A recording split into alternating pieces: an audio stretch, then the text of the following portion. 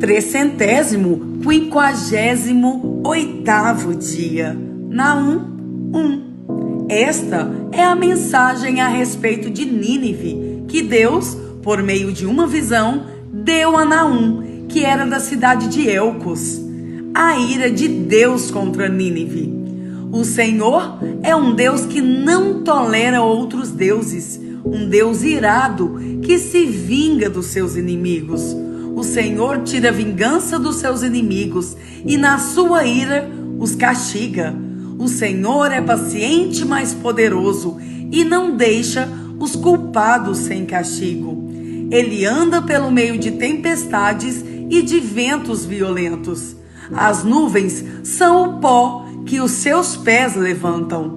Deus repreende o mar e ele seca. Deus faz os rios ficarem secos.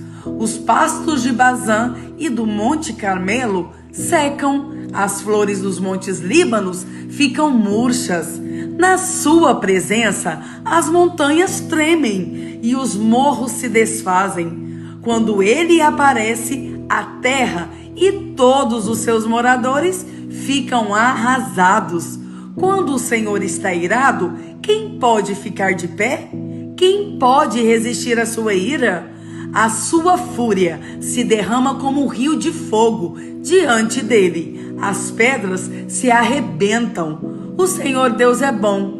Em tempos difíceis, ele salva o seu povo e cuida dos que procuram a sua proteção. Como uma enchente, ele acaba com os seus inimigos. Ele manda os seus adversários para o mundo dos mortos. O que é que vocês estão planejando contra o Senhor? Ele os destruirá completamente. Contra Deus, ninguém se levanta duas vezes. Como uma moita de espinheiros, como a palha seca, vocês serão completamente destruídos. Da cidade de Nínive veio um homem de más intenções, que planeja o mal contra Deus, o Senhor.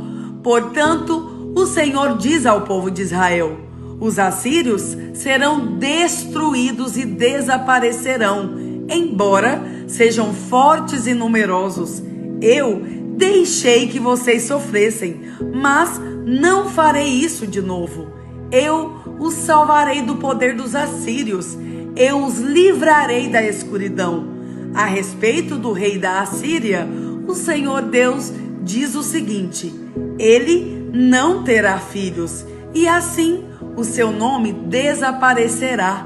Eu destruirei os ídolos e as imagens do templo do seu Deus. Vou sepultá-lo, pois ele não vale nada.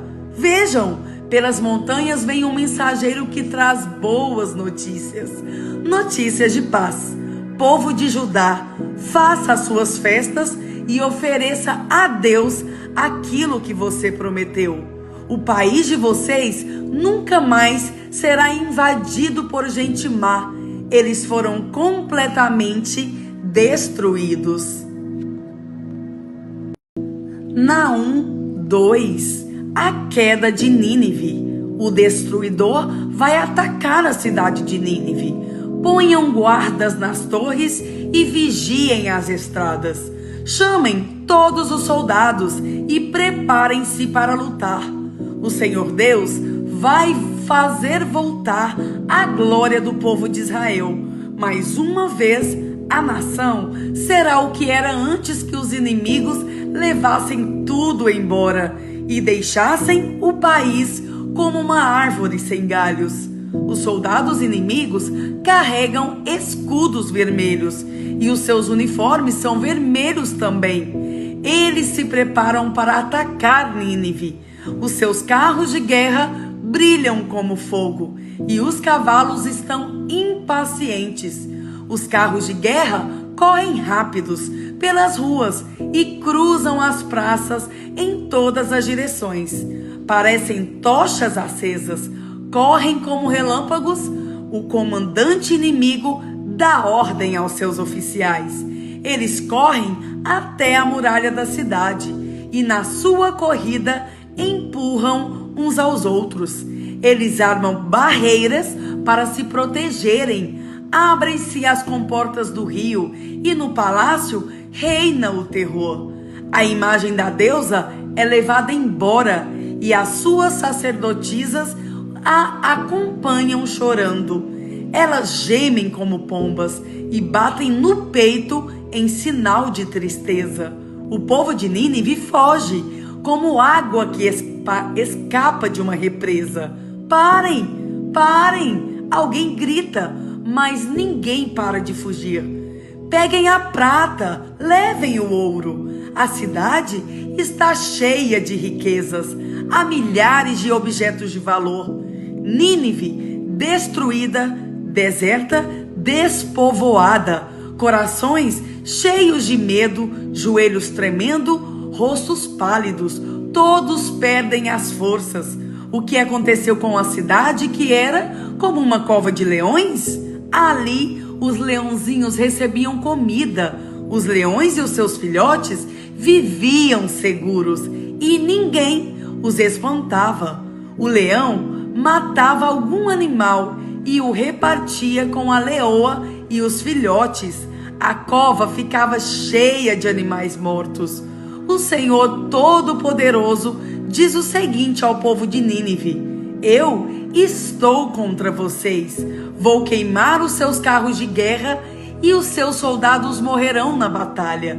Levarei embora tudo que vocês roubaram dos outros e nunca mais os seus embaixadores irão para outros países. Naum 3. Lamentações sobre Nínive. Ai de Nínive, cidade cruel, cheia de mentiras e de violência, onde não faltam crimes. Escutem o estalo dos chicotes e o barulho das rodas. Aí vêm os cavalos galopando, os carros de guerra vêm correndo. Os cavaleiros atacam com espadas brilhantes e lanças reluzentes. Mortos por toda parte, milhares de cadáveres. Os soldados tropeçam nos corpos dos mortos. Nínive, a prostituta, está sendo castigada.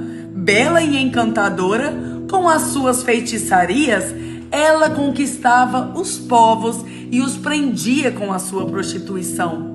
O Senhor Todo-Poderoso diz: Nínive, eu estou contra você. Vou tirar o seu vestido e deixá-la nua, para que todos a vejam assim, para que vejam a sua desgraça. Vou tratá-la com desprezo e cobri-la de sujeira. Todos olharão para você horrorizados. Todos os que a virem fugirão, dizendo: Nínive está arrasada. Quem terá pena de você? Onde vou achar quem a console? Nínive será como você. Que você é melhor do que Tebas, a capital do Egito? Será que você é melhor? Ela também era protegida por um rio. O rio Nilo era como um muro que a defendia. Tebas dominava o Egito e a Etiópia. Ela era a cidade mais poderosa do mundo e o país da Líbia era o seu aliado. Mesmo assim, o povo de Tebas foi feito prisioneiro. Eles foram levados para fora do seu país. As crianças foram esmagadas nas esquinas das ruas e os inimigos tiraram sorte para ver quem ficava com as pessoas mais importantes e depois as levaram embora presas com correntes. Nínive, você também vai ficar bêbada e vai andar atrapalhada, procurando fugir do inimigo. Todas as suas fortalezas são como figueiras cheias de figos maduros. É só sacudir a figueira e os figos caem na boca de quem quiser comer. Os seus soldados são fracos como mulheres e os portões da cidade estão abertos. O inimigo pode entrar à vontade, pois o fogo destruiu as fechaduras. Guardem água em reservatórios, para que não falte quando o exército inimigo cercar a cidade e reforcem as fortalezas. Amassem barro e preparem as formas para fazer tijolos. Mesmo assim, vocês vão morrer no fogo ou na batalha. O inimigo acabará com vocês como os gafanhotos acabam com as colheitas. Tornem-se tão numerosos como os gafanhotos. Há entre vocês mais negociantes do que estrelas no céu. Mas agora eles foram embora, como gafanhotos que batem as asas e saem voando. As suas autoridades e os seus funcionários são como gafanhotos que pousam nas paredes quando faz frio. Mas logo que o sol começa a brilhar, eles saem voando e ninguém sabe para onde foram. O rei da Assíria e os seus governadores estão mortos e os seus generais também morreram. O seu povo está espalhado pelas montanhas e não há ninguém para juntá-los de novo. Não há remédio para as suas feridas, elas não têm cura. Todos os que ouvem falar da sua desgraça ficam alegres e batem palmas, pois não há ninguém que tenha escapado da sua crueldade que nunca se acaba. Apocalipse 15. Os anjos e as últimas pragas. Depois disso, vi no céu outro sinal misterioso, grande e espantoso. Eram 7 anjos com 7 pragas, que são as últimas, pois são o fim da ira de Deus. Então vi o que parecia ser um mar de vidro misturado com fogo. Vi também as pessoas que conseguiram derrotar o monstro e a sua imagem, isto é, o monstro cujo nome é representado por um número. Elas estavam de pé, perto do mar de vidro, e tocavam as harpas que Deus lhe tinha dado. Cantavam a canção de Moisés, servo de Deus, e a canção do Cordeiro. Cantavam assim: ó Senhor Deus, Todo-Poderoso, como são grandes e maravilhosas as tuas obras. Rei das nações, como são justos e verdadeiros os teus planos. Quem não terá medo de ti, Senhor? Quem não vai querer anunciar a tua glória? Pois só tu és santo. Todas as nações virão e te adorarão, porque as tuas obras justas são vistas por todos.